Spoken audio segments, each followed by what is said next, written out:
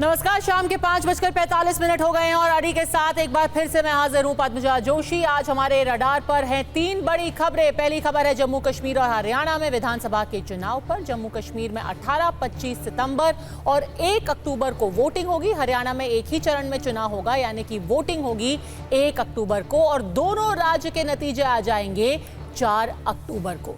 दूसरी बड़ी खबर जो कि अड़ी के रडार पर, यह है कोलकाता से, जहां हाईकोर्ट ने बंगाल में लॉ एंड ऑर्डर पर कई गंभीर सवाल खड़े किए हैं और कानून व्यवस्था को पूरी तरह से फेल बताया है। और तीसरी बड़ी खबर है महाराष्ट्र से, जहां उद्धव ठाकरे ने वक्फ संपत्तियों को लेकर बड़ा बयान दिया है।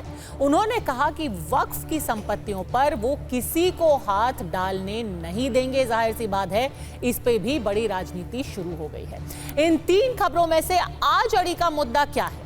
सड़क पर निकली है ममता बनर्जी, कानून व्यवस्था ठीक करने की क्या नहीं है उनमें क्षमता? ये सवाल इसलिए क्योंकि आज कोलकाता हाई कोर्ट ने आरजी कर अस्पताल केस में स्टेट मशीनरी को पूरी तरह से फेल बताया।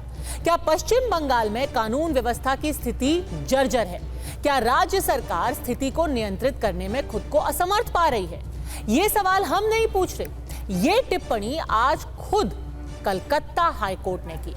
कोर्ट 14 अगस्त की रात को आरजी कर मेडिकल कॉलेज में हुई तोड़फोड़ के मुद्दे पर सुनवाई कर रही थी और इसी के बीच कोर्ट ने क्या क्या कहा आपको सुनाती हूं। सबसे पहले राज्य ने स्वीकार किया कि 7,000 लोगों की भीड़ आरजी कर अस्पताल पर जमा हुई। तब मुख्य न्यायाधीश यानी कि चीफ जस्टिस ने टिप्पणी की कि क्या पुलिस के पास एक खुफिया विंग नहीं है? अगर 7,000 लोग एक जगह पर जमा हो रहे हैं तो यह विश्वास करना मुश्किल है कि राज्य पुलिस को भनक भी नहीं लगी। कोर्ट ने यह भी कहा कि पहले हनुमान जयंती पर भी ऐसी बात हो चुकी है। अदालत ने राज्य के वकील से यह पूछा कि उन्हें प्रोहिबिटरी ऑर्डर्स क्यों नहीं लगाए जब इलाके की घेराबंदी हो सकती थी। जब अस्पताल में बलात्कार और हत्या को लेकर इतना हंगामा हो रहा था तो धारा 144 क्यों नहीं लगाई गई? इसके बाद मुख्य न्यायाधीश ने तीखी टिप्पणी की और कहा, यह राज्य मशीनरी की पूर्ण विफलता है। क्या पुलिस अपने भी लोगों की सुरक्षा नहीं कर सकती? ये एक सॉरी स्टेट ऑफ अफेयर्स है। घटना के बाद अब सरकार और पुलिस उपाय करने का दिखावा कर रही है। प्रिवेंटिव मेजर्स क्यों नहीं लिए गए? दिलचस्प बात यह भी रही कि अदालत ने राज्य सरकार के वकील से अस्पताल में अपराध स्थल के पास निर्माण करने की आवश्यकता पर भी सवाल उठाया। और इस सब के बीच एक तरफ अदालत ने कानून व्यवस्था को नियंत्रित करने में विफल रहने के लिए ममता सरकार को फटकार लगाई। दूसरी तरफ खुद मुख्यमंत्री कोलकाता की सड़कों पर आज उतर आए। उन्होंने मार्च में ये मांग रखी कि पीड़ित को न्याय दिया जाए। यह भी कह दिया कि सीबीआई रविवार तक पूरा केस सॉल्व कर दे, यानी कि जांच रविवार तक खत्म कर दी जाए और दोषियों को मौत की सजा दी जाए। इस बीच कोलकाता पुलिस कमिश्नर ने भी प्रेस कॉन्फ्रेंस की और यह बताया कि आरजी कर मेडिकल कॉलेज और अस्पताल में तोड़फोड़ के आरोप में 25 लोगों को अभी तक गिरफ्तार कर लिया गया है।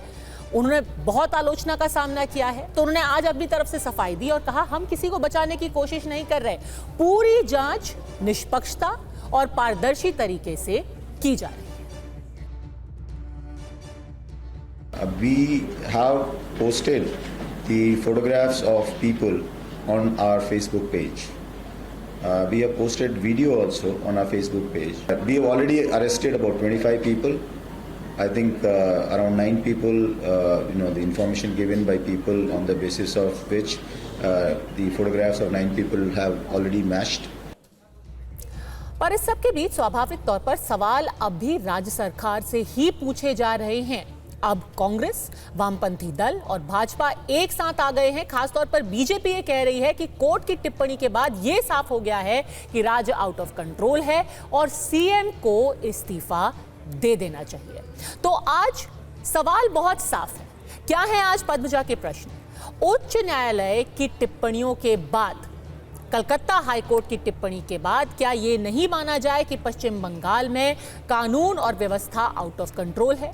जो महिलाएं टीएमसी के लिए अब तक सबसे बड़ा वोट बैंक रही हैं, क्या उनके लिए ही कोई ममता नहीं है? याद रखिए, सड़कों पर जो अभी प्रदर्शन हो रहे हैं उसमें सबसे बड़ा हिस्सा महिलाओं का है। वो कह रही हैं कि हमें न्याय चाहिए और टीएमसी अपना पल्ला नहीं झाड़ सकती। और क्या संकट में है सत्ता, इसीलिए सड़क पर निकल आई हैं ममता। सबसे बड़ा सवाल, आखिर ममता का मार्च है किस लिए? खुद वो राज्य की गृह मंत्री हैं और फिर भी सवाल और डिमांड सारी सीबीआई से कर रही हैं।